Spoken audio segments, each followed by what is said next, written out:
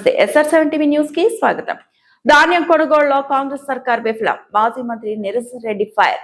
ధాన్యం కొనుగోలులో ప్రభుత్వ నిర్లక్ష్యంతో రైతులు తీవ్ర ఇబ్బందులు పడుతున్నారని మాజీ మంత్రి సింగిరెడ్డి నిరంజన్ రెడ్డి మండిపడ్డారు. పెదమందడి మండలం మణిగిళ్లలో కొనుగోలు కేంద్రాలను సందర్శించిన ఆయన యూరియా కొరత, కరెంటు కోతలు, ట్రాన్స్పోర్ట్ వైఫల్యంతో ధాన్యం వర్షాల పాలవుతోందని ఆవేదన వ్యక్తం చేశారు. కేసీఆర్ హయాంలో వారంలో డబ్బులు రైతుల ఖాతాలో పడేవని, ఇప్పుడు నెలల తరబడి ఎదురు చూడాల్సి వస్తుందని విమర్శించారు. జాప్యం చేసి రైతులను దళారుల వద్దకు నెట్టడం ప్రభుత్వ కుట్ర అని ఆరోపించారు. రైతుల ఉసురు తాకి ఈ ప్రభుత్వం నిలవదు అని హెచ్చరించారు. కాంగ్రెస్ సర్కార్ చేతగానితనం వల్ల ఆరుగాలం కష్టం నీళ్ల పాలవుతోందన్నారు. కేసీఆర్ పాలనలో వారంలో డబ్బులు వచ్చేవి, ఇప్పుడు నెలలు గడుస్తున్నా దిక్కులేదు అని అన్నారు. Reporting SR7 TV news reporter Wanaparthy జిల్లా ఇన్ఛార్జ్ కేపిరెడ్డి.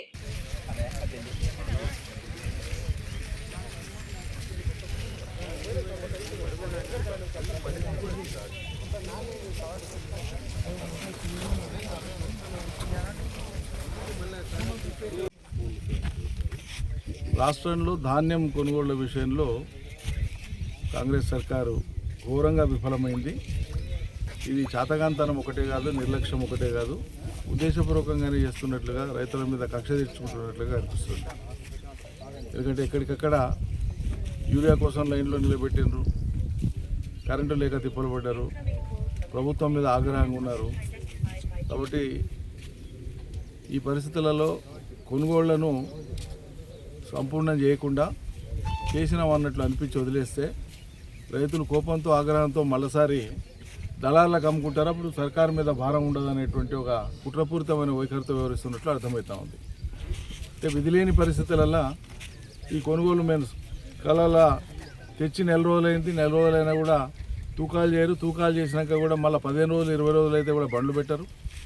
బండ్లు పెట్టమంటే ఎక్కడికైతే సర్కారు తరలించాలనో గోదాములకు, అక్కడికి ట్రాన్స్పోర్టు ఘోరంగా విఫలమైంది సర్కార్ది.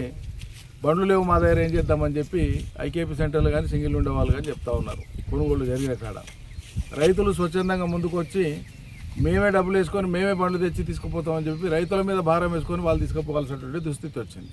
అంటే దీన్ని బట్టి ఏంది అర్థమయ్యేది, మరోసారి పంట పండించినా ఇక సర్కారు కొనదు, ఇక మేము దళారులకు ఎవరికన్నా ఎవరికి 4 రూపాయలు తక్కువైనా అమ్ముకునేది మేలురా అని చెప్పి రైతులు అనుకోవాలి, ఆ బాట పట్టాలి. రైతు నష్టపోవద్దని ఆనాడు కేసీఆర్ సర్కారులో కొనుగోళ్ల ప్రక్రియ మొత్తాన్ని కూడా ప్రభుత్వం భారం తీసుకొని శ్రమ కోర్చి చాలా పద్ధతి ప్రకారంగా కొనుగోళ్ల ప్రక్రియను సజావుగా పూర్తి చేసి కొన్న తర్వాత 4-5 రోజుల లోపల రైతుల ఎక్కువ వారం రోజుల లోపల రైతుల అకౌంట్లో డబ్బులు వేసేది. ఇవాళ కొనుగోళ్ల ప్రక్రియ మొత్తాన్ని ఒక ప్రహసనం చేసేసినారు. కొనడానికే దాదాపు 20 రోజులు, నెల రోజులు పడుతుంది తూకాలు వేయడానికే. తూకాలు వేసినాక మళ్ళీ ఎత్తడానికి ఎన్ని రోజులు పడుతుందో తెలియదు. ఇవాళ అకాల వర్షం వచ్చింది. అకాల వర్షాలు మొత్తం రాష్ట్ర వ్యాప్తంగా ప్రారంభమైనాయి. వర్షాలని మనం ఆపలేము, ప్రకృతి అది. కానీ వర్షాలు వచ్చే లోపల ఇవన్నీ కూడా ఎక్కడికక్కడ ట్రాన్స్పోర్ట్ అయిపోవాలి కదా. ఎన్ని కవర్లు కప్పినా, ఏం చేసినా, ఎన్ని జాగ్రత్తలు తీసుకున్నా పైనుంచి వర్షం, కింది నుంచి వర్షం, భూమిలో కిందికి వెళ్ళి తేమ వచ్చేస్తుంది, కిందికి వెళ్ళి వడ్ల కిందికి వెళ్ళి నీళ్ళు పోతున్నాయి, మొలకలు వచ్చినాయి, రైతులు గోడాడుతున్నారు. ఇటువంటి దుర్భరమైనటువంటి పరిస్థితుల్ని రైతాంగాన్ని కల్పించినటువంటి సర్కారు సర్వనాశనం అవుతుంది. ఇది రైతుల్ని ఇంతగానం ఇబ్బంది పెట్టినటువంటి సర్కారు ఇది మొదలుపడదు. ఎవ్వరికి ఏం పట్టదు, ముఖ్యమంత్రికి పట్టదు, మంత్రులకు పట్టదు. ఎక్కడో కూర్చొని స్టేట్మెంట్లు ఇవ్వడం కాడికే తప్ప ఇక ఎమ్మెల్యేలు అయితేనేమో ఉరుకురుకులాడి హామీలు ఇచ్చిన రాయాలా. ఇలా ముఖాలు లేవు. ఒక్క కొనుగోలు కేంద్రం కాడికి వచ్చి ఒక రైతునన్నా, ఒక ఎమ్మెల్యేనన్నా రాష్ట్రంలో పోతలేరు. వాళ్ళ ముఖాలు లేవు. జనం అంత ఆగ్రహంగా ఉన్నారు. కొనుగోలు చేయించడానికి శాత కాదు, ఎక్కడున్నారు వీళ్ళని చెప్పి వాళ్ళ ప్రజలు అడుగుతున్నారు.